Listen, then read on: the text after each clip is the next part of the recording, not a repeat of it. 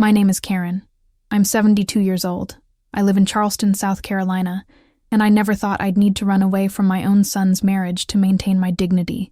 It may seem exaggerated, but what if I told you that I was getting ready to take care of 15 children while the party was going on, without even having the decency to ask me? Perhaps you, like me at that moment, find it hard to believe. We raise our children, offer everything we can, and yet we are treated as someone who is only there to serve. Have you been through this? Have you ever felt that the love you gave became just convenience for others?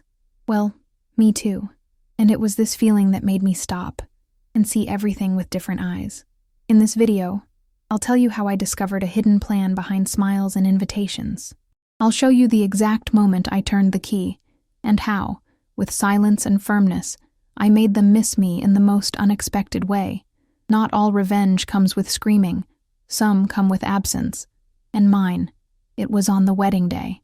But before we dive into the heart of this story, I need you to know something.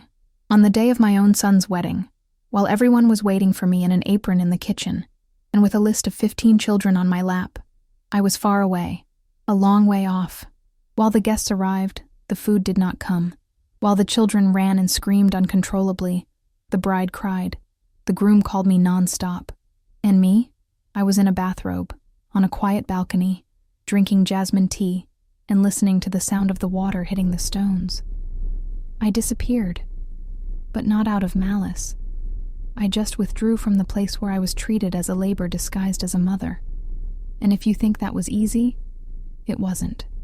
So before continuing, if this story has ever stirred something inside you, if you've ever been used, forgotten, or had to disappear to be noticed, give me your company here. Leave your like, subscribe to the channel, and stay with me. Sometimes, just having someone on the other side listen with an open heart, the pain is already starting to subside. And today, I need to share this one with you. After my husband George left, everything was very quiet inside the house. The pain of absence is a kind of silence that no one hears, but that we feel in every corner of the soul. For a while, my routine was my consolation. I woke up early, as I always did, prepared my coffee with oatmeal and honey, and then went to take care of my flowers. Daisies, especially. They don't require much, but if you talk to them, bloom more beautifully. At least that's what I learned from my mother, and I've never forgotten it. The mornings were mine. In the afternoons, I made cakes for the church bazaar, organized birthday cards for the neighbors' grandchildren. Some didn't even know, but they always received a handwritten envelope with affection. That gave me joy. I was never a woman to complain about loneliness, but I confess that sometimes the noise of laughter was missing. It was during this period that Daniel and I really got closer. He came to visit me every week. He always hugged me tight, said I was the strongest woman he knew, and I believed it.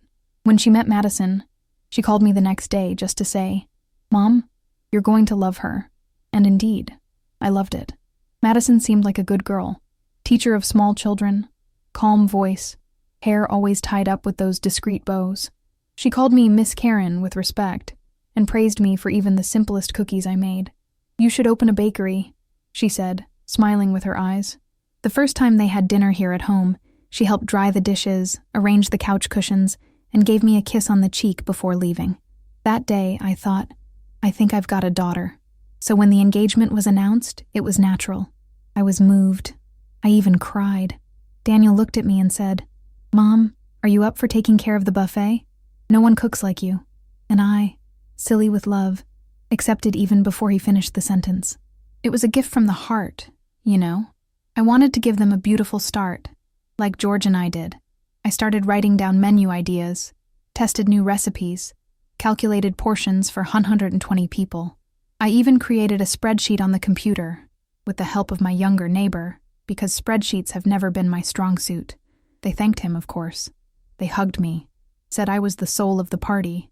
I felt necessary.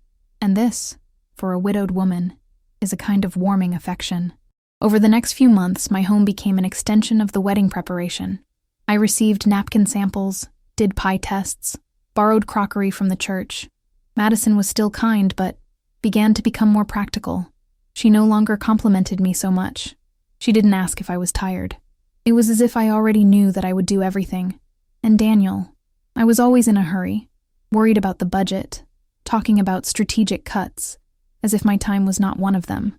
On any given Saturday, I sat on my terrace, watching the sunset and holding a wooden spoon. I was stirring a fresh tomato sauce when I thought, have I been asked if I really wanted all of this? And then, his heart tightened. Allow me to open a parenthesis here. Sometimes we give ourselves so much, for so long, that she forgets to ask herself, what about me?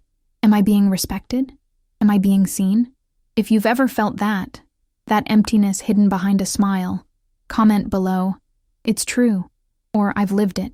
Because look, it is not easy to admit, but when we see it, she's cooking for 100 people without even knowing if she was really invited to the party. Going back to that period, everything still seemed in order. They came here, brought sketches, talked about colors and flowers. I listened to everything, took notes, offered tea, but I started to notice that no one asked me if I was okay, if I needed help, if I really wanted to make desserts and take care of the details of the starter. It was as if I had been hired without warning, as if my goodwill were a lifetime contract. But what surprised me the most was yet to come. There was one afternoon in particular when something changed inside me. It was a phrase, a seemingly innocent comment that he broke a certainty of mine in half. I heard it by accident, and after that, nothing was the same again.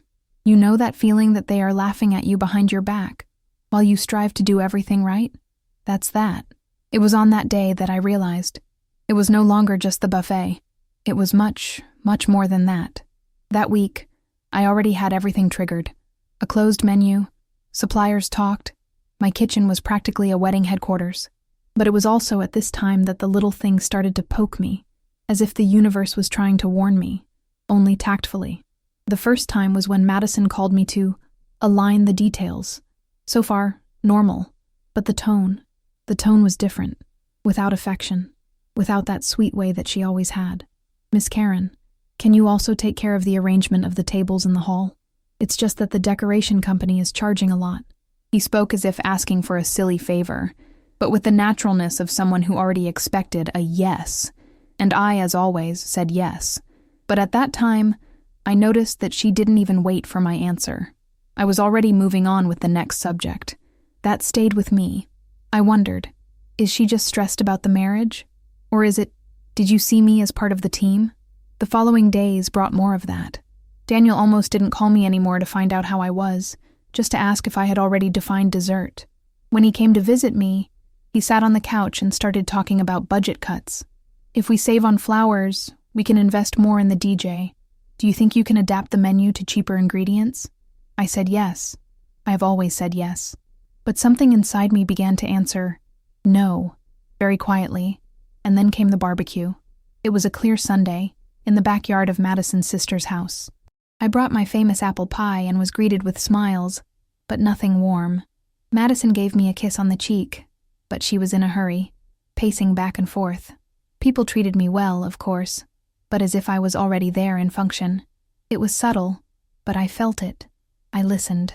I was sitting by the grill, drinking lemonade, when I heard the voice of a friend of Madison's, the Chelsea guy, a tall girl, with blonde hair tied in a tight bun, one of those who live with a glass in her hand and laughing too loudly.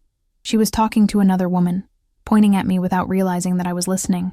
Lucky for Madison to have her mother-in-law there, right? He will hold the bar with the children and still make the buffet. That way we have more time to have fun. The other nodded, as if it were obvious, as if it were agreed, as if I were employee. My hand froze right away.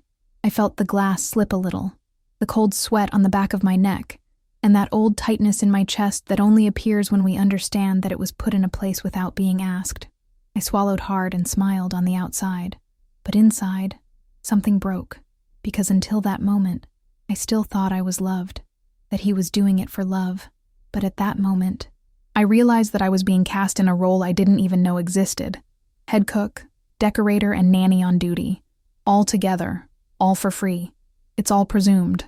I returned home quieter than usual. I made my chamomile tea, sat on the couch and stared at nothing. I tried to justify to myself, oh, they didn't mean it badly. It's just a joke. But the truth is that there, at that barbecue, I understood that Madison didn't see me as a mother. I saw myself as a hand. A hand that cooks, that organizes, that holds a child in its lap. And Daniel? Oh, Daniel didn't see anything, because he never saw it. Since I was little, I always knew that I solved everything, that it was enough to ask, or worse, not even ask, and I would do it. That night, I slept poorly. I turned from one side to the other. The image of Chelsea saying, "Hold the bar with the kids," stuck in my head. What children? Who had arranged this with me? Nobody. And yet, it was already right for them. 15 children. 15. And there I was, 72 years old, tipped to be a nanny at a party where I didn't even know if I would have a reserved seat. I woke up early the next day. I went to water my daisies, as I always do when I need to think. And there she went, kneeling on the wet earth, with her hands dirty and her eyes unintentionally wet. That a question crossed me. How far does a mother's love go? And where does the abuse begin? I still didn't have all the answers, but I knew I needed to look more closely. He needed to observe every gesture, because something told me that what I saw at the barbecue was just the tip of the iceberg, and what was underneath. I wasn't ready to imagine it yet, but I was about to find out, and he wouldn't like what he would hear. It was a hot Tuesday in Charleston, one of those in which the air seems still and the time slow. I was in the kitchen with my recipe book open, making the final shopping list for the buffet. The blue pen trembled slightly between my fingers. Because of age or tiredness, I didn't even know anymore. He had noted puff pastry, fresh cream, smoked chicken, when I heard muffled laughter coming from the backyard. They were female voices, familiar, but distant enough to make me get up slowly and peek out the window. There were Madison and Amanda, her sister-in-law, who had just arrived from Texas with 3 noisy children whom I had seen knock over 2 of my vases without apologizing. The 2 of them were sitting on the wooden chairs under the shade of the oak tree, drinking iced tea, as if they were on some summer's afternoon. But what I heard was anything but ordinary. "She will take care of the children all day. Daniel's mom loves it," Madison said, stirring the straw in the glass, with the naturalness of someone commenting on the weather. "There are 15 in total, but she won't even notice. It's going to be too busy to bother." And then Amanda laughed. He laughed out loud. That way it hurts. "Perfect. She thinks she's helping, but she's just a free babysitter." At that moment, the air disappeared from the kitchen. My legs became heavy, as if the ground had turned to mud. I held on to the edge of the sink so I wouldn't fall. The words echoed in my head like bells in a crooked church. Free babysitter. Free babysitting. Free babysitting. I stood there, listening to every detail as if watching their own betrayal without being able to do anything. They continued talking, now laughing at some joke about diapers and tantrums, but I couldn't hear any more. What I needed to know, I had already heard it. I returned to the table with cold hands. I looked at my list, the words blurred by tears that I didn't even realize were falling. There, between extra virgin olive oil and fresh herbs, something died inside me. It wasn't just sadness, it was humiliation, because it wasn't just what they said. It was the tone, the certainty, the mockery.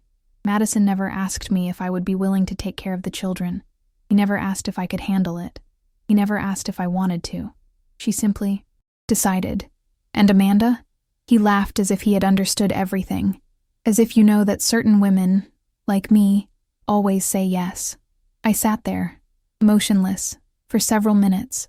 I looked around my own house as if it were a strange place, a place where I was being treated as a maid without a contract, a mother without respect, a woman without a name. Miss Karen? No. For them, I was just Daniel's mother, useful, quiet, available. And then the question came to me that hurt the most. Did Daniel know that? Did he think the same? Would my own son agree to give me 15 children as if it were my natural role? Did he also see me as practical, as cheap, as solved?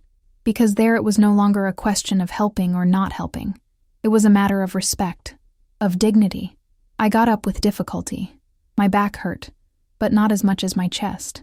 I went to the bathroom, washed my face, and looked at myself in the mirror. The red eyes, the hair scruffy, the expression tired. And it was there, looking at myself, that I whispered, "They think I have no choice." But I had, and they were about to find out. What Madison and Amanda didn't know. It's just that that same day, I started to make my own plan. A plan as silent as their contempt, but much, much more powerful. Because what comes next? changes everything. And it starts with a phone call that no one expected. I climbed the stairs slowly, my hands still dirty with flour. The pie dough I was preparing was there, on the countertop, waiting for me. But at that moment, I was the one who no longer knew what I was waiting for. I entered the room, closed the door, and sat on the edge of the bed. The afternoon sun beat weakly through the white curtain, leaving everything with that melancholic light that only appears when we have a heavy heart. My eyes went straight to the photograph on the nightstand. George, my lifelong companion. He was there, smiling in that old picture frame, with the straw hat he wore on our trip to the Virginia countryside. I put my fingers on the glass and felt my chest compress. I was silent, a deep silence, one of those that we only hear when we are past the crying phase. It was as if all the noise in the world had disappeared, and I, sitting there, saw myself for the first time as they saw me, a tool, an accessory that solves problems, an item of emotional convenience. I was not invited to take care of the children. I wasn't asked if I could. I was cast, as if it were not a person, but a function. Daniel's mother. Point. Nothing more than that. I remembered the times Madison came here on rainy afternoons, and I made cinnamon tea to calm her anxiety. The times she cried because of work, and I said that everything was going to be fine. From the Christmas gifts I prepared by hand, the recipes I taught, the stories I told with love, thinking I was building a real bond. And now I was just a cog in their party project. Someone who loves to take care of children, as if that were my role from birth. There, on that edge of the bed, I felt invisible. But it was not just any invisible. It was a painful invisible, one of those that come after a lifetime of presence, of donation, of love. And you know what hurt me the most? It was realizing that none of this was enough for them to treat me with dignity. I took a deep breath, looked at George's picture again and whispered, "You'd know what to do. You always knew." And at that moment, a memory came like a whisper from the past, of a time when he said to me, in his usual calm voice, "Love that doesn't come with respect becomes just disguised exploitation." That's when I began to understand. What I was experiencing was not just an oversight. It was a pattern. It was the result of years of saying yes too much, leaving me for later, keeping quiet to keep the peace, offering myself before being called. And look, if you're here listening to me, I need to ask you a little something from the heart. Leave a like on this video and subscribe to the channel. I'm here opening my chest, telling all this is not to cause controversy, nor to expose anyone. It's because I know that there are a lot of women out there who have experienced something similar, and sometimes, just knowing that she's not alone. We already breathe differently, and there's still a lot I need to share with you. That night, I couldn't have dinner. I lay there, looking at the ceiling, feeling that strange emptiness that appears when we discover that we have been deceived slowly, with kindness. Because Madison never yelled at me. He never mistreated me. She just used me elegantly, with smiles. That's it. It hurts in a deeper way, because it takes us a long time to realize. When you realize, it's too late. And it was at that point, right there, that I started to think, if I was able to give so much love without being respected, what else would I be capable of if I chose myself for the first time? What I did after that, no one saw it coming. Neither do they. Me neither. And it all started with a call. Only one. But it was enough to change the course of everything. Want to know who I called? Just wait and see. In the days that followed, I put on my best mask. When Daniel called me, always in a hurry, with lists and questions about cutlery or drinks, I answered with the same sweetness as always. "Of course, my son. Everything will be fine." When Madison showed up at my door with a bag of souvenirs for me to pack, I smiled, made coffee, and served my lemon cake with sugar glaze. She praised it, said she wanted it at the wedding, and I said, "Leave it." On the outside, she was the same Karen as always. Inside, it was another woman, one who had just woken up, one who, after decades of saying yes on automatic, finally understood the power of a silent no, because it wasn't the scream I needed to give. It was emptiness, the kind of emptiness you feel when someone, who thought they could count on you for everything, discovers that it didn't come, but everything calmly. What I have learned most in life is that revenge done in a hurry becomes a scandal. The one made in silence, it becomes a lesson. On Wednesday afternoon, after cleaning the kitchen and picking up the clothes from the clothesline, I called Evelyn, my best friend since 1969. the one who held my hand when George died, the one who taught me to embroider the name of my grandchildren on the dishcloth. Evelyn knows my soul. And when she answered with that "Hi, Karanzinha," my voice trembled. "Eve, I need your help. They think they're going to use me, but I have a plan." Silence on the other side, then a long sigh. "Tell everything." I spoke slowly. Every detail. The buffet, the children, the comment in the backyard, their plan to put me as a cog in the event, and not as a guest. I told him about what I felt, about how my house became an office, my time became currency, my affection became service. And when I finished, my throat burned. On the other side, Evelyn replied with the firmness that only those who have been betrayed by their own blood understand. "I'm with you, until the end." It was there that the plan began. The next day, I began to discreetly cancel each order. I called Mrs. May from the bakery and asked her to write down that the 12 herb breads were canceled. I spoke to the butcher, told him that I would no longer need the special cuts. I canceled the delivery of the dishes with the church, all in my name, everything done by me, and no one suspected it, because they didn't pay attention. They trusted that I was there to solve it, as I always have been, as I would never be again. In the evening, I sat in my room, picked up an old notebook, and wrote "Plan of Retreat" at the top of the page. I listed what I still needed to do: transfer money to the card, confirm the reservation at the spa, separate my travel clothes. I had heard of a place in Georgia, in the Lake Country, a ladies' retreat, with a lavender massage and a view of the sunset. Evelyn was already gone. He sent me photos, and that night, I booked 3 nights for the wedding weekend. Everything was going to happen there: the disappearance, the shock, the silence. And while Madison bought satin ribbons and Daniel discussed the schedule of the ceremony, I organized my escape. But it wasn't just any escape. It was my liberation. And for this to work, I needed to keep looking, keep smiling, keep serving, until the day when they opened the kitchen door on Saturday morning, only to find the smell of emptiness.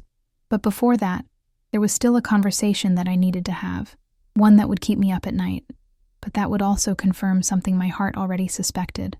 Could it be that my own son knew? On Friday morning, the sky was cloudy, the way it seems to mirror what we feel inside. I woke up before the sun, as always, but without haste. The coffee strained slowly, and for the first time in weeks, I sat down to drink it calmly. I had nothing pending, at least, nothing I wanted to carry anymore. I grabbed my little blue suitcase, the one I used on my last trip with George, and started packing it carefully.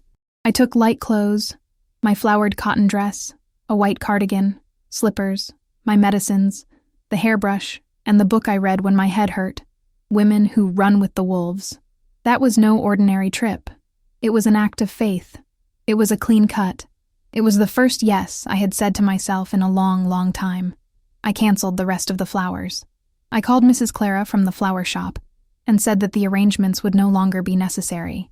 She was surprised, but respected. I thanked him and hung up. Then I wrote a small note with my firm and clear handwriting and put it inside a gift box, a silver picture frame with a beautiful photo of the little Daniel sitting on his father's lap, smiling. Next to the image I wrote, "With love, but with limits. Simple, worthy, it's true." I left the box on the porch of their house, hidden inside a delicate bag. No one saw it. I didn't knock on the door. He didn't want explanations. Who needs an explanation? He no longer listens with an open heart. In the afternoon, Evelyn arrived with the car ready. I brought a tuna snack, sparkling water, and a smile of complicity that made me breathe lighter. I got into the car like someone who enters a time capsule. I left my home, my street, my history, and I went towards peace. Evelyn turned on the radio. It played Landslide by Fleetwood Mac. And there, between one curve and another, the wind hitting our faces, we laughed like 2 old girls who finally understood that they were born for much more than serving tea. "Today, Eve," I said, looking out the window.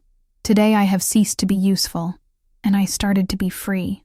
She smiled, and he replied, "You should have done this years ago, but it's never too late." And I believe that. It's never too late, not even at 72, not even after the disappointment.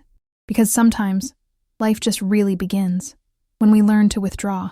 And if you have come this far listening to me, I beg you, do not let go of my hand now, because what comes next, it's what really changes everything. It is where silence becomes an answer. It is where the emptiness that I left spoke louder than any scream. You need to listen to the end, because in this story, what seemed like injustice turned into a lesson that no one will ever forget. But that Saturday morning, as Daniel called me repeatedly, and the bride was probably already beginning to realize that something was wrong, I was on the road, with the windows open, smelling freedom for the first time. And when we arrived at the spa, among the trees and lakes, barefoot on the porch and lavender tea in my hands, I said to myself, Karen, you're alive. But the phone kept ringing. And then, the message came that confirmed what I feared the most. Do you know what it was? I'll tell you, but hold on tight, because that's it, that the truth has opened up. At 10 in the morning, the cell phone began to vibrate on top of the wooden table next to the sun lounger. Evelyn and I sat with our feet dipped in the warm water of the jacuzzi, surrounded by tall pine trees and that air of freedom that only those who have been prisoners of duty for decades can understand. On the screen, Daniel's name flashed. Insistent. I didn't answer. I just turned the visor down and went back to looking at the lake. At 10:15, the messages came. Mom, are you on your way? The food hasn't arrived yet. Is everything okay? Madison's asking about you. I took a deep breath. Hurt, but I remained silent. At 11 o'clock, the phone rang again, this time harder, as if he wanted to pull me back to the role I was given with no choice. Mom, where are you? Everything is late. The kids are running. There's no food. Madison's freaking out. I looked at Evelyn, and we both laughed softly, as if understanding a fine irony of life.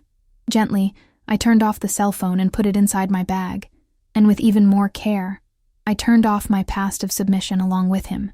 There in the hall, I could imagine the atmosphere, the white chairs lined up, the children, 15 to be exact, running barefoot, disoriented, some kicking the ornaments, others screaming that they were hungry, parents starting to lose patience, the waiters, no food, no instruction, and Madison crazed, disheveled, looking around not knowing what to say. She's gone.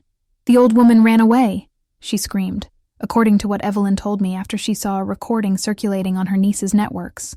The perfect bride, the sweet kindergarten teacher, bared her teeth, and that's when the masks started to fall off one by one. Amanda, the sister-in-law, was the first to refuse. I don't get paid to take care of brats, she said, throwing her hands in the air. The children, without reference, began to invade the altar area. One of them cried because she wanted juice. Another pulled the tablecloth and knocked over a row of glasses. The decoration collapsed as if it were representing exactly what that wedding would become. A fragile staging. The photographer, confused, was looking for me. Where is the groom's mother? He asked, trying to record a scene that simply didn't exist. Daniel, pale, sweating, had no answers. And me? I was with Evelyn, toasting with white wine, listening to music from the 70s in the background, letting the foam of the jacuzzi carry away the weight of years of silence. The hot water seemed to melt the remains of everything they imposed on me without asking. Each bubble that rose was a swallowed scream that, finally, evaporated into the air. I looked up at the blue sky, cracked a discreet smile, and whispered just to myself, now they know what it's like to miss them. No. There is a moment in life when we understand that being present is not proof of love. It is a choice. And that disappearing may be the only way to be heard.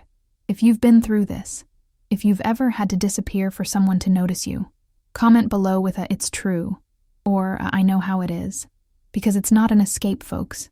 It's survival. But even with all the lightness that day brought me, there was still something I didn't know. One last piece of the puzzle that I never imagined, and that it would come in the following hours, with my son's name written on the cell phone screen. But the content of the message, this one, I will never forget. Do you know what Daniel wrote to me later? Just wait. Because that's where everything turned upside down. I waited until the sun began to sink below the horizon. The sky was a golden-orange hue, reflecting in the waters of the lake like a calm mirror. Evelyn was dozing off on a lounger next to me, a book open on her lap. It was then, at 3:30 p.m., that I decided. I took my cell phone, still turned off inside the straw bag, and turned it on. As soon as the screen lit up, The numbers came. 32 missed calls, 19 unread messages, most of Daniel's. One in particular caught my gaze. "Mom, Madison is crying. The buffet did not arrive. Please call me." I read slowly. I sighed. I hit the call button. He answered before the first touch was complete, his voice trembling, almost childish. "Mom, where are you?" I closed my eyes for a moment, absorbed the moment, and responded with the same calmness I'd always used when he was a child and afraid of thunder. "In a spa, honey. Getting a lavender massage. What about you? Are the children okay?" On the other end of the line, silence. Heavy silence, full of incredulity. As if, for the first time in his life, he had realized that his mother, I could also choose. It didn't take long, and I heard in the background a noise of hurried footsteps, sobs. It was Madison. He picked up the phone as if he were snatching a trophy. "Karen, how could you? You promised. The food, the children. You ruined everything." I felt the force of those words trying to hit me, but there was no longer a gap in me, just clean space, firmness, and I replied calmly, "No, Madison. I promised the buffet as a gift, not as payment for a service that we never agreed upon. I didn't promise to be a babysitter, nor be invisible. I just gave what was most beautiful, but you have turned it into an obligation." She choked up a cry on the other side. "Everyone is asking for you. The ceremony was delayed. I'm desperate. How could you disappear like that?" And that's when I got up from the lounger, walked to the edge of the lake, and, looking at the most tranquil landscape I've seen in months, I replied, "Madison, I've spent my whole life showing up to everybody, showing up with food, with a lap, with a solution. This time, I chose to appear to myself." Daniel returned to the line. The voice is now lower, almost a whisper. "Mom, I didn't know it was going to be like this." And at that moment, my heart wavered, because as much as everything inside me screamed for justice, I was still a mother. She was still that woman who held this boy by the hand through nights of fever and nightmares. And maybe you didn't really know, Daniel, but it should, because respect doesn't need to be explained. It is felt. His silence this time was more painful, because it wasn't anger, it was shame. There, on that call, something turned. For the first time, I saw my son as a man, not as a boy, and I realized that part of the fault was also mine, because I was the one who taught him that I would always be there, that it was enough to ask, that it was enough to wait. I was the one who showed, without words, that my love came with sacrifice included. But now, no more. It was the last thing he said before hanging up. I put my cell phone away, looked at the lake, and felt that an entire cycle of my life had ended there, without a fuss, only with truth. But what I didn't imagine is that the consequences of that call would go far beyond that day, because that same night, something happened in the wedding hall, something that no one expected, not even me. Do you know what it was? I'll tell you. And when I tell you, you will understand why sometimes silence is the biggest scandal we can cause. The sun was already hiding behind the tall trees when I sat on the spa deck with a cup of jasmine tea in my hands. The steam rose calmly, as if it wanted to rock me inside. Evelyn, next to me, leafed through an old magazine and from time to time made a funny comment about 80s fashion. We laughed, but inside, I was somewhere else, in a place of my own. For the first time in many years, I felt no hurry, no duty, no guilt. I felt lonely, peace, a strange, almost new peace, as if my body was getting used to existing without being summoned at all times. I started talking to Evelyn about everything, about how my life has been shaped by the needs of others. I remembered when I quit my job to take care of the little Daniel, because George said it was better for him. I remembered the times when I stopped buying a new dress to pay for a nephew's car repair, from the early hours awake making cakes for the church bazaar, even with pain in my knees. How many parties I organized without being really invited. And there, with the light wind hitting my face and the sound of birds returning to their nests, I realized something that made my chest tighten, not from pain, but from surprise. I had never put myself first. Never. Not once. But the most amazing thing was to realize that, now, I didn't feel guilty about it either. I, who had always carried guilt like someone who carries a heavy bag on his arm, discreetly, ashamed to let go, was now light, light as a loose leaf.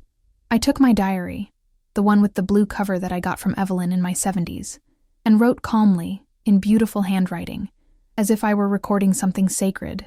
Today, I was not the mother of the groom. I just went to Karen, and that was enough. I closed the notebook with affection, because it wasn't an outburst. It was a birth, the birth of a woman who has always existed, but has only now been seen. And all this without fighting, without shouting, without speech, only with absence. The kind of absence that teaches. And if this piece of my life can become a mirror or a hug for someone, help me carry it forward. Like and subscribe here to the channel. It makes more difference than you think. Sometimes, a click of yours makes this story reach a woman who is almost erasing herself to fit into the lives of others. That night, we had a light pasta dinner with vegetables, drank white wine, and finished with a chia pudding that Evelyn hated, but pretended she liked just so she wouldn't offend the spa girl. Laughed, toast, and I felt whole, for the first time, not as a piece of the family, not as Daniel's mother, not as a helper, counselor, cook, nanny, organizer, just as but it's funny how life goes around. While I rediscovered my dignity there, in silence, the world outside did not stop. And it was at breakfast the next day, between one toast and another, that I received an unexpected message. Not Daniel, nor Madison, but from someone who saw everything, heard everything, and decided to break the silence. The question they sent me changed everything. Do you want to know what they told me? Get ready, because it was there that the story took a turn that even I didn't expect. The next morning, the sun came through the window as if it knew nothing. Calm, beautiful, unhurried. Evelyn and I were in the spa's dining room, sampling some homemade bread with lavender butter, when my phone vibrated. I looked at it unhurriedly. It was a message from Lucia, George's cousin, who was at the wedding. She was never one to send anything to no purpose. I read slowly, with my heart already stronger. Karen, I just wanted to say that you did the right thing. That yesterday, it was a mess, and everyone noticed. I closed my eyes for a moment. I took a deep breath. The truth always comes out, sometimes in a party dress, sometimes in flip-flops and a clean face. But enough. As I sipped my cinnamon coffee back in Mount Pleasant, the event hall looked like a stage collapsing in slow motion. Madison tried to keep her composure, but the cracks were visible. The pizzas, ordered in a hurry, arrived cold and almost 2 hours late. Children cried, stumbled over burst balloons, moved flower pots. One of the boys even dropped a full plate on his grandfather's lap. And the guests, once smiling, now murmured among themselves, uncomfortable. The groom's mother didn't show up, and yet she's the one who has organized everything so far, one of the family's friends whispered, looking around, trying to understand the puzzle. The facade of Madison, that always sweet woman, always in control, began to crack in front of everyone. The perfect bride was on the verge of collapse, and people, even without understanding everything, began to see the pieces on the board more clearly. In the corner of the room, Aunt Marjorie, my late husband's sister, said in a low but firm voice, "If Miss Karen didn't come, it's because she had a reason. That woman was always there." When I heard this from Lucia's message, I couldn't contain the heat that rose in my chest. It wasn't pride, it was recognition. Silent, but present, as I always wanted. And it was at that moment that I realized something was changing, not only in marriage, but in the way they saw me. I, who had always been the backdrop, was now felt absence. And more than that, my silence was provoking something that years of effort had not provoked. Respect. If you've been listening to me this far, I need to tell you, sometimes we spend our whole lives trying to be seen screaming love, but it is only when we withdraw that the echo teaches. And believe me, what is yet to come will show that, behind this choice, there was more courage than sorrow. Stay with me, because what Madison did next, it left even Evelyn's jaw dropping. The call came around 10:30 at night. I was already in my nightgown, with my hair tied in a loose bun, and my feet dipped in a basin of warm water and mint leaves. Evelyn was reading a book quietly, almost dozing in the corner armchair. The cell phone vibrated once, then another, and there it was. Daniel. I took a deep breath. My heart beat faster, but I knew I needed to listen. Not by him. For me. Answered. My son's voice came trembling. Mother. He paused as if looking for courage. Mom, I needed to talk to you. I know you're hurt. I was silent, just listening. He continued. The party was a disaster. Everyone asked about you. Madison cried all night, and he gasped. I knew part of the plan. I thought you wouldn't mind. You always help. He always does everything. Those words weighed like a stone. I thought you wouldn't mind. How much fits within an assumption, isn't it? I waited a moment before answering. I looked out the window of the spa room. The reflection of the moon in the lake seemed to hold my hand. Daniel, I began, in a firm voice, but without anger. That's the problem. You found it. When did you stop asking? He was speechless. I continued. You thought I was going to cook for 100 people, that I was going to decorate the hall, that I was going to take care of 15 children, and he thought it was all normal, because in your head, that's the mother you have, the one that gives, the one that solves, the one that doesn't get tired. But I'm not that, Daniel. I'm a person. On the other end of the line, all you could hear was his breathing, and I was punctuating, one by one, all the tasks that piled up on my back, as if they were natural obligations. Do you know how many times someone asked me if I was tired? No. Do you know how many times someone thanked me for the time? For the sleepless nights? For the shopping? For the plans? For the recipes? Also, none. But they know how to charge. They know how to demand. They know how to count on me. I paused. The throat tightened. You didn't ask me, son. You assumed. And that hurts more than any harsh words. There was silence. Then I heard a sob. Daniel was crying, but it wasn't a cry of guilt. It was the cry of someone who finally understood. And there, in the midst of the pain, something broke. Something that needed to break. Not to push away, but to renew. No, there are memories that we carry forever. Not because they are beautiful or sweet, but because they are decisive. And this conversation was one of them. I remember the tone of his voice, of the breaks, of the confusion in thoughts, and I remember how, even with a wounded heart, I managed to speak with love, firmly, with truth. If you've ever experienced something like this, a conversation that changed everything, comment below. Share with me. Sometimes, a memory of yours can be the bridge that someone else needs to cross. Right there. I've lived it. Or, it touched me. Or, whatever comes from your heart. Daniel at the end of the conversation said quietly, Sorry, Mom. I never thought you could be tired of being strong. And I replied, I'm not tired of being strong, son. I just don't want to be forgotten within my strength anymore. We hung up, with a different silence. It was not the silence of the withdrawal. It was the silence of those who, at last, began to listen.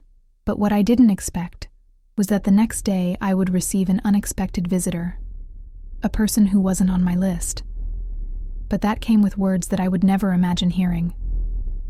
Want to know who it was? So get ready. Because what she said changed everything I thought about forgiveness. In the days that followed, I didn't expect anything. Neither explanations, nor apologies, nor recognition. He had already made peace with silence. I just wanted my peace. But life has a curious way of giving everything back, even if it takes time. And it was on a gray afternoon, when the rain was gently beating down on the spa balcony, that my cell phone began to vibrate again. It wasn't Daniel. It wasn't Evelyn. They were unknown numbers, names that I didn't recognize right away. I opened the first message and read, Miss Karen, this is Carol, Noah's mother. I was told that you would take care of the children at the wedding, but no one asked you if you could? How absurd. You've been used. I just wanted to tell you that I admire you, and I understand you. I closed my eyes. I took a deep breath. That message, simple, direct, was like a light blanket on my tired shoulders. It was not justice on paper, but it was emotional justice, the one that warms from the inside. Minutes later, another message came. This time Michael, father of the bride. Karen, I was embarrassed to learn of the situation. That shouldn't have happened. You deserved respect, not burden. I'm sorry. I stood still for a while, looking at those words. Where did they come from? Of the man who watched everything from the balcony, and only now realized the role he allowed to unfold before his eyes? And as if that wasn't surprise enough, Evelyn entered the room laughing. You're going viral, my friend. I thought it was a joke. But she turned her cell phone to me, and there it was. A photo of the children completely loose in the wedding hall, some climbing on the table, others throwing napkins up, one even with her dress dirty with cake. The caption read, "That was a lack of planning, or respect." And what touched me the most was not the image, but the comments. Hundreds of people writing, "Where are the parents? Why would anyone throw everything on the back of the groom's mother?" Respect starts by asking. There, in front of that screen, something changed. It was no longer just a story between me, Daniel, and Madison. It was a story that touched other women, other mothers, other grandmothers who, like me, spent years serving in silence, without ever being seen. My name, which was once whispered between cakes and trays, now appeared between the lines of a debate about dignity, and I didn't even have to raise my voice for that. Madison, in turn, withdrew. Total silence. Not a message, not a phone call. I learned from Lucia that she stopped appearing on social networks, that he canceled 2 meetings at the school where he taught, and that she was saying that she was betrayed by those who should be by her side. I don't know what she meant by that, but I can imagine. When the castle we build on top of the others starts to crumble, it's easier to blame those who left than to face those who were left standing. I confess that for a few minutes, I thought about responding to that whole movement, in writing a text, writing a letter, thanking the messages. But Evelyn looked me in the eye and said, "Karen, you've said it all, with what he didn't do, what he didn't talk about, and that's worth more." And she was right. My absence was the speech. My silence was the scream. My choice was the lesson. But what I didn't know yet, this story was far from over, because a few days later, when I returned home, I found an envelope under the door. It wasn't Daniel's, nor Madison. It was someone unexpected, someone who saw everything up close, but kept quiet, until that moment. And what was inside that envelope? Oh, you won't believe it, but I'll tell you, because it was there, that everything has gained a new meaning. I slammed my eyes on that thick, simple envelope, lightly thrown under the doormat of my door, and my heart knew it before it even opened. There was a weight there, not of paper, of intention. I picked it up carefully, like someone holding something that could explode, and sat on the porch with my coffee still hot. Inside, only a folded sheet of paper with hesitant handwriting. "Miss Karen, can I visit you?" "Madison." I took a deep breath. The water from the garden fountain made its constant sound, like a stone clock reminding me that time passes, that everything changes, even what seems impossible to change. She arrived the following Sunday. I saw her through the crack in the curtain. No makeup. Her eyes sunken and red. Her dress simple, her hair tied up anyway. Such a different image of that woman always assembled, always ready to please. I opened the door slowly. She hesitated. "Miss Karen, I came to ask for forgiveness." I stood there, staring at her for a few seconds. So I made room. "Come in." We sat in the living room. She didn't touch the coffee I offered. He only held the cup with both hands, as if he wanted to warm up a regret that had been cooling for days. "I know you are under no obligation to listen to me," she began, "but I needed to come. I needed to look into your eyes." Her voice trembled. "What did I do to you?" It was ugly. I didn't even know where to start, so I wrote that note. I kept quiet. I wanted her to speak. I wanted to hear it until the end. She swallowed. "I thought everything was fine, that everything was agreed, that you wanted to help. But now I see that I was treating you as an employee. Not even that. As a solution." She looked at me with teary eyes. "And that was never fair." I folded my hands in my lap. "You didn't treat me like family, Madison. You treated me as a resource. A piece in the party puzzle. When I didn't fit anymore, no one asked how I felt. Everything was assumed." She started crying, and it wasn't that contained, theatrical cry. It was a hiccup. Shoulders shaking, hands squeezing the handkerchief I took from the closet drawer to her. "I lost my mother when I was 8 years old," she confessed. "I grew up with my grandmother and a bitter aunt. I never learned how to deal with older women in a healthy way. I was always afraid. So when I met you, with that welcoming way, I felt small. I felt insufficient. And instead of learning from you, I tried to keep you busy, because I knew, deep down, that you were better than me at everything. That hit me in an unexpected way, because for the first time, Madison was telling me about a real place. She was not the sweet teacher. She was not the perfect woman in a lace dress. She was a grown girl, scared, trying not to get lost, and I saw a wound in her that I recognized. "Your mistake wasn't asking me for help," I said quietly. "It was not asking if I was willing. It was thinking that my love came with a service badge." She nodded, her eyes downcast. The silence that came after was not embarrassing. It was necessary. It was the silence of that which is not erased, but can be redirected. I stared at her, trying to understand if those words would come with change, or if they were just relief of conscience. But something in the way she held the handkerchief, in the way she avoided justifying herself, he told me that there was truth there. And maybe, just maybe, there's something new began. Not a friendship, not an automatic reconciliation, but a possible new beginning. Two worlds so different, separated by generations and choices, touched by pain, and by the recognition that dignity has no age, and respect has no degree of kinship. But the conversation did not end there, because when she got up to leave, she looked me in the eyes again and said, "There's one more thing I need to tell you, something you don't know, and that changes everything." And then, my daughter, the ground beneath my feet seemed to sway. Want to know what it was? So stay with me, because what she revealed, it touched a past that I thought was buried. When Madison said she needed to tell me something that changed everything, I confess that my legs trembled. She took a deep breath, held the already crumpled handkerchief in her hands, and spoke very slowly. "Daniel, he knew more than he told you." The world was silent for a whole second. "Not only did I know you were going to take care of the kids, he was the one who suggested it.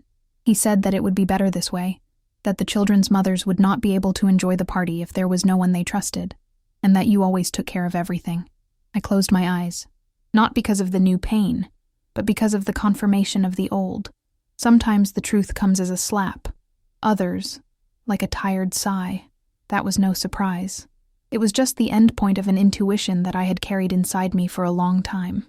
"I ask only one thing of you, Madison," he said in a firm but uncouth voice. "Never again disguise expectation of affection, or use me as a guarantee that everything will work out." She nodded, her eyes teary. After that, the conversation changed tone. It was no longer an excuse. It was reconstruction. I made it clear. If we ever want to build a real bond, it needs to be sustained by respect. Not by favors, not by connivance. I will no longer be the woman that everyone expects to be available, quiet, helpful. This version remained at the wedding. I explained to her that I didn't hold hatred, but that this did not mean forgetting. There is a kind of love that forgives, yes, but who also learn to protect themselves. She listened in silence. And this time, unlike all the previous ones, he didn't try to argue. He just welcomed it. "Thank you, Miss Karen. Thank you for listening to me, even after everything." Minutes later, Daniel arrived. He had sent a message warning that he wanted to stop by to see me. When he walked in and saw Madison sitting on the couch in my living room, his eyes widened. Did you talk?" I just said yes. "And now it's your turn." He sat next to me, visibly uncomfortable. Madison withdrew, with a restrained nod. When the door closed, Daniel turned to me with that look that only a son knows how to do, the one that mixes shame, longing, and regret in a single gesture. "Mom," he began, I'm trying to understand everything that happened, and I wanted to ask you for forgiveness, by supposition, by absence, because of the childishness of thinking that a mother's love comes with obligation." I kept quiet, just watching. He lowered his eyes. "Next time I think about asking you for something, I'll first ask if you want to, and if you don't want to, that's okay." I smiled, with a sweet tiredness, the one that comes when the soul begins to rest after much effort. "That's a good start, son." And it was there, sitting between the memory of what I was and the promise of what I could be, that I felt something new inside me. For the first time in many years, it wasn't just the mother. It wasn't just her mother-in-law. It wasn't just Karen who solves, who sews, who cooks, who smiles even tiredly. I was just I. And that, my God, was liberating. There are things that we live and keep, but maybe by telling, we help another heart to breathe. So, if you've been here so far, if this story has touched you somewhere in your life, enjoy this video and subscribe. Let's make this story reach those who need to hear that there is still time to set limits. even when we are over 70. That night ended with a long hug. Daniel said nothing, but the way he squeezed me said it all. A kind of thank you that comes from those who finally saw it. But little did we know that, a few days later, an unexpected decision would fall on the family. And this time, who would have the last word? It would be me. Want to know what happened? So just wait and see. The idea was born on a calm morning, one of those in which the sun enters through the kitchen window and hits exactly on the crochet towel that my mother made when she got married. I was standing there stirring a pot of strawberry jam, with my old notebooks scattered on the table, when a whisper came to me. What if I gathered all this in a book? Not only recipes, but the stories behind them. Because each dish I made in life had a context, a pain, a joy hidden among the spices. And maybe telling these stories was a way to heal me for good. And more, to leave something of mine that was not just service, but meaning. I started slowly. I would take a sheet, read it, remember it. Many times I stopped to cry. Others I laughed to myself when remembering Harold's adventures trying to cut onions at our first married dinner. I spent weeks immersed in memory. I wrote in the morning, revised in the afternoon, and in the evening with tea in hand, I read everything aloud to myself. I gave the project a name, and not by chance. Cooking with love, serving with dignity. Because that's what I needed to say. That caring is not being a doormat, that to serve is not to annul oneself. And it was when I commented to Madison, at a casual lunch, that she prepared herself. Look at how life turns. That she offered almost shyly, if you want, I can help you spread the word. I know how to mess with this social media stuff, and I think other women need to read this.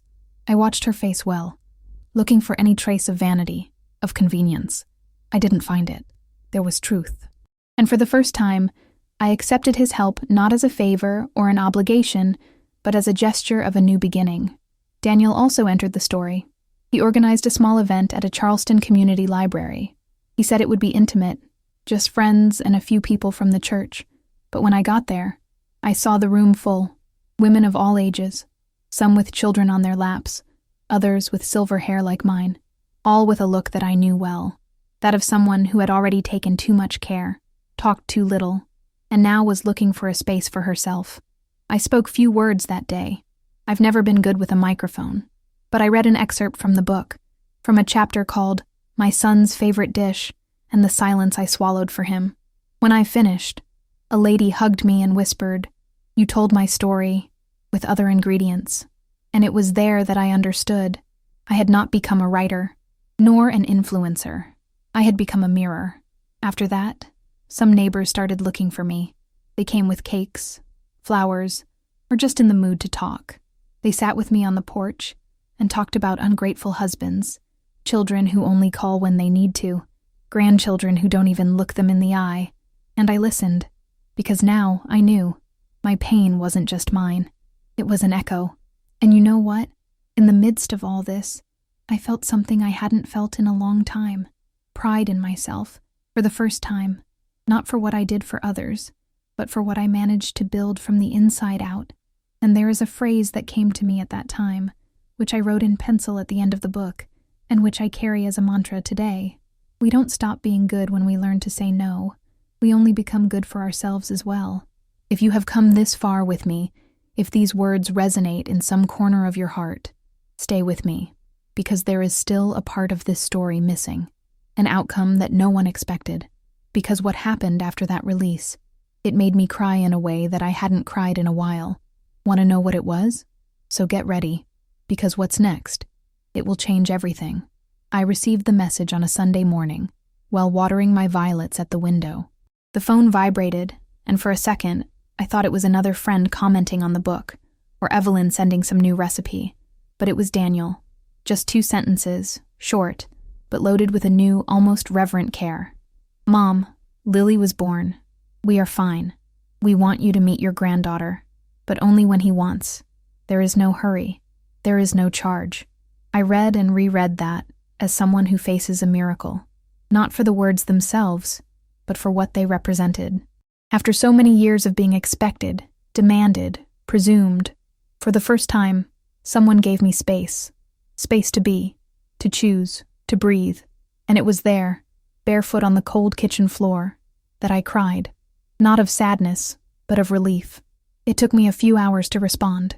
I wanted my every word to carry the same delicacy that I received. I wrote, "Thank you for letting me know, son. May Lily arrive surrounded by love and choices. Let me know when you're ready for a quiet visit."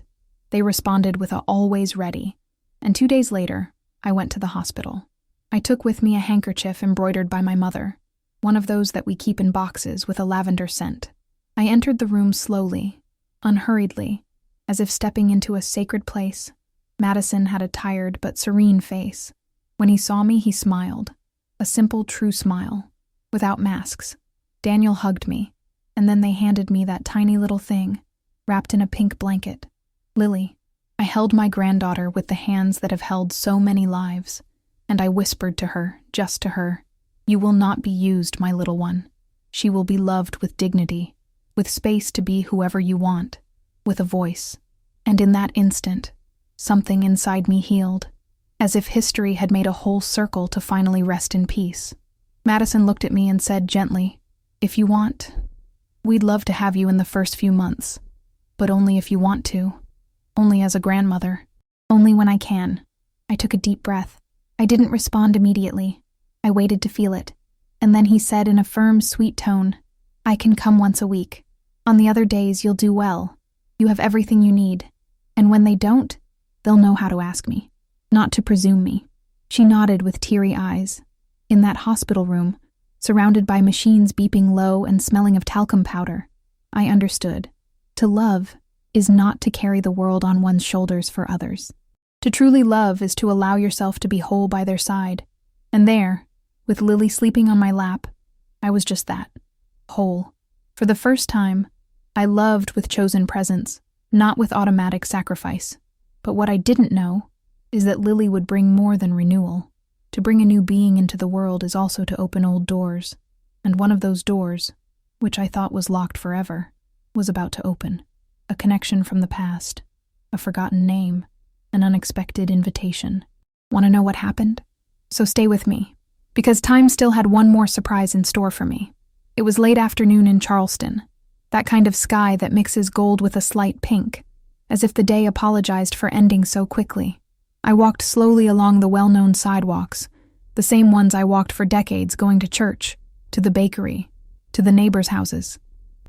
But my steps were different now. They no longer carried the hurry or the weight of pleasing.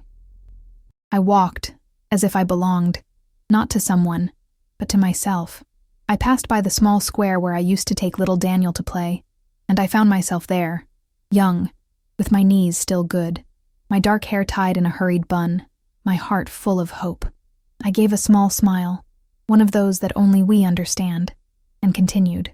Every corner of Charleston holds a piece of me, but it was only now, after all, that I was able to collect these pieces and see.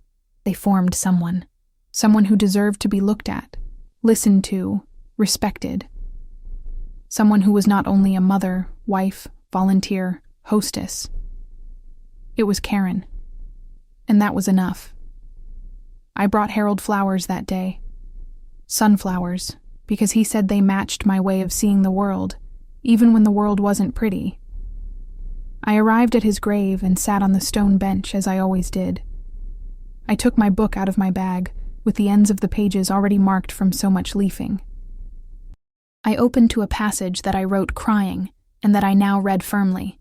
For a long time, I thought that loving meant always offering myself. Today, I know that love without respect is servitude, and that dignity is not coldness. It is a border. I stood there, reading aloud, not afraid of sounding silly, because he knew me. He would understand me. At the end of the reading, I looked up to the sky and whispered, "Honey, I have not been forgotten." I was finally heard. And at that very moment, a light wind blew through the trees, shaking the leaves in a way that only time knows how to do. It was not an answer, but it was presence. And for me, that was enough. I got up from there with a serene heart. I walked back home with the book in my hand, the steps slow but sure, and I remembered everything. The day I discovered the plan in the backyard, the pain of going up to the room with my hands dirty with flour, the trip to the spa, the wedding without a buffet, the silence that caused more noise than any screaming, the conversation with my son, the apology of the daughter-in-law. the birth of Lily, and the reunion with myself. And, there's something I've learned in the last few months. We spend a good part of our lives trying to avoid conflicts, as if this were synonymous with peace. But there are times when the confrontation is not a fight, it is a cure. Saying no, retreating, disappearing at the right time. Sometimes it's the greatest act of self-love you can have. I remember an old phrase which my grandmother used to say between one embroidery and another. A woman who learns to listen to herself is never satisfied with being ignored. At the time, I didn't understand. Today, she accompanies me as she prays. And if you think this story ends here, it's because you still don't know what I found when I got home that night. Because life, my dear, life has a curious way of surprising us, even when we think everything has already been said. And it was exactly there, on my balcony, that something was waiting for me. Something I never thought I'd live again. Want to know what it was? Then hold my hand, because the end is yet to come. That night, when I got home, I found an envelope left on my porch, with my handwriting written by someone who knew me well. To yourself. It was the dedication that I had written and forgotten, days before delivering the original of my book to the printer. I opened it with calm hands, sat down in the rocking chair on the porch, and read quietly, just to myself. To all the women who have given too much, and have almost forgotten themselves, may you also find your voice again. I closed my eyes. I felt the light wind touching my face, and there, in that silence without urgency, I understood that my story had closed a cycle. Daniel and Madison came to visit me days later with Lily on their laps, and a lemon cake made by her, from my recipe. The three of us sat in the room, without formal excuses, without masks, just with renewed respect. Today, our relationship has fewer obligations and more choice. I help when I want. I give my opinion when I'm invited, and I'm heard as a woman, not as a utensil. And that, for me, is already a victory. Looking back, I see that the problem was never being good. I always have been. I always will be. I hugged, organized parties, prepared buffets with love. But what hurt? It was to see my kindness being treated as an obligation, my silence as permission, and my heart as a tool. It was necessary to disappear to reappear. It was necessary to be silent to be heard. Today, I still love it. I still take care of it. I still do, but not out of duty, by choice, with voice, with presence, with border. My silence became a symbol of strength. My absence became a moral presence. And my biggest change, it was to have belonged to myself again. I was good. I was used. Now, I am free. And if there's something this story taught me, it's that real love doesn't charge, doesn't demand, doesn't presume. True love asks, welcomes, considers, and above all, it respects. May you on the other side, who have heard my outburst so far, always remember, it is not wrong to love a lot. The mistake is to let them confuse love with obligation. We can take care of others, yes, but without forgetting to take care of yourself. Thank you so much, from the bottom of my heart, for staying with me until the end. Telling this story was opening an old scar to show that it healed, not with forgetfulness, but with awareness. If this story touched you, enjoy this video. The like is like a hug that warms up, that says, I heard you. And if you want to come back for another coffee with me, subscribe here to the channel. Every time someone new comes in, my heart feels that this network of stories only grows. And tell me, in the comments, which city are you watching from? I love imagining the stories spreading to so many corners of the world, and it activates the bell, see? That way you don't lose when the coffee is brewed again. Don't go away yet. Listen to the next true story that will appear on the screen. Always remember, each wrinkle tells a story, and each story carries a strength. Watch the next video here on the channel with another incredible story.